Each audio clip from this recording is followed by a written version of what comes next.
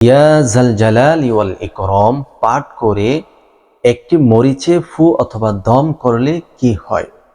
ইয়া জাল জালালি ওয়াল ইকরাম মহান আল্লাহ তাআলার সিফতি নামের মধ্য থেকে দুইটি নাম। ইয়া জাল জালালি একটি নাম, ওয়াল ইকরাম এটা আরেকটি নাম। এই দুইটি নামের সমন্বয়ে এই দোয়াটা পাঠ করা হয়। কেউ কেউ বলেছেন এই দোয়ার মধ্যে ইসমে আজম নিহিত আছে। এই ইসমে আজমের মাধ্যমে আল্লাহ রব্বুল আলামিনের কাছে চাইলে আল্লাহ তাআলা তাকে কখনো খালি হাতে ফেরত দিবে না। ইয়া জাল জালালি ওয়াল ইকরাম এই নামটি পাঠ করে লাল শুকনো মরিচে ফু দিলে কি হয় আপনি জানলে অবাক হয়ে যাবেন। এই আমলের মাধ্যমে আপনি আপনার শত্রুকে আপনি শায়েস্তা করতে পারবেন। এই আমলের মাধ্যমে আপনি চাইলে আপনার চিরশত্রুকে একেবারে নিষ্পেষিত করে দিতে পারেন। শত্রুর জ্বালায় যারা অতিষ্ঠ আছেন, শত্রুর জ্বালায় যারা অতিষ্ঠ হয়ে একেবারে বাড়িছাড়া হতে চাচ্ছেন অথবা ঘরবাড়ি ছেড়ে অন্য কোথাও চলে যেতে চাচ্ছেন, আপনি যাবেন না, আপনি শত্রুকে শায়েস্তা করে যান। শত্রুকে উচিত বিচার করার পরে আপনি যেটা করার সেটা করুন। আসুন আমরা জেনে নেই এই আমলটি কিভাবে করতে হবে। সম্মানিত দর্শক, এই আমলটি করার জন্য সর্বপ্রথম আপনি একটি লাল শুকনো মরিচ সংগ্রহ করবেন। এরপরে আপনি পবিত্রতা অর্জন করে নেবেন, ভালোভাবে ওযু করে নেবেন। পবিত্রতা অর্জন করে 3 বার ইস্তেগফার আদায় করে নেবেন। আস্তাগফিরুল্লাহ রাব্বি মিন কুল্লি যামবি ওয়া আতুবু ইলাইহি। আস্তাগফিরুল্লাহ রাব্বি মিন কুল্লি যামবি ওয়া আতুবু ইলাইহি। আস্তাগফিরুল্লাহ রাব্বি মিন কুল্লি যামবি ওয়া আতুবু ইলাইহি। এরপর 3 বার দুরূদ শরীফ পড়বেন। আল্লাহুম্মা সাল্লি আলা মুহাম্মাদ ওয়া আলা আলি মুহাম্মাদ কামা সাল্লাইতা আলা ইব্রাহিম ওয়া আলা আলি ইব্রাহিম ইন্নাকা হামিদুম মাজিদ।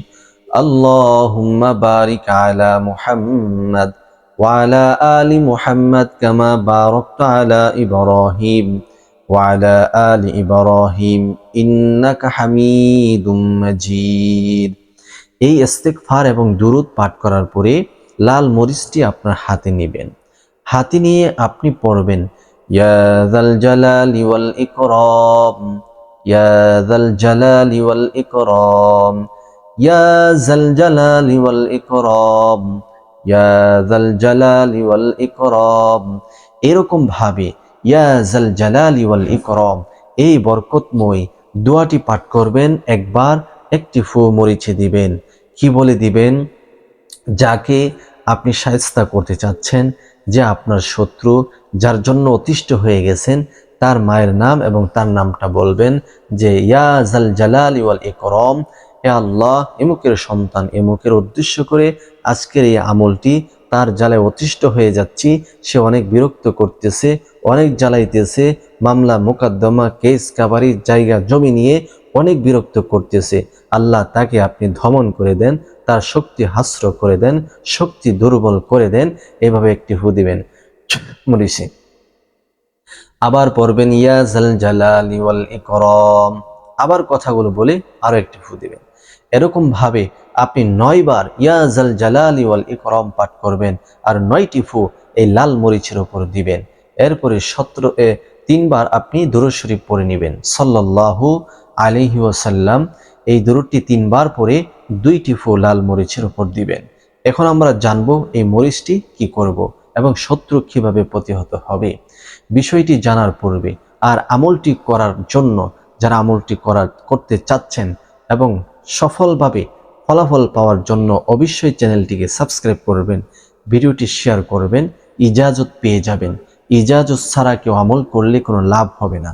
এই জন্য আপনারা চ্যানেলটি সাবস্ক্রাইব করে ভিডিওটি শেয়ার করে আমলটি করুন। ইনশাল্লাহ আপনার জন্য দোয়া রইল। আর কমেন্ট বক্সে আপনি ইয়া জাল জালালি ওয়াল ইকরাম লিখবেন। আমি বুঝতে পারবো যে আপনি আমলটি করতে চাচ্ছেন। আপনার নামের উপর দোয়া করে দিব, আল্লাহ যেন কবুল করে। এই মরিচটি আপনি আগুনের মধ্যে পুড়বেন, মোমের আগুনে হোক, চুলার আগুনে হোক, যে কোনো আগুনে হোক, আগুনে পড়বেন আর বলবেন হে আল্লাহ ইমুকের সন্তান ইমুক আমাকে অনেক অতিষ্ঠ করতেছে, আল্লাহ তার অন্তরের মধ্যে, তার দিলের মধ্যে মরিচের আগুন আপনি জ্বালিয়ে দেন।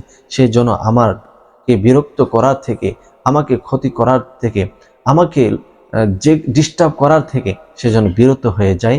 এইভাবেই কথাগুলো বলবেন, মনের কাঙ্ক্ষিত কথাগুলো আপনি বলে দিবেন। দেখবেন মরিচ পড়বেন আর তার অন্তরের মধ্যে মরিচের ধোঁয়া, মরিচের আগুনের মতো সে ছাই ছাই হয়ে যাবে ইনশাআল্লাহ।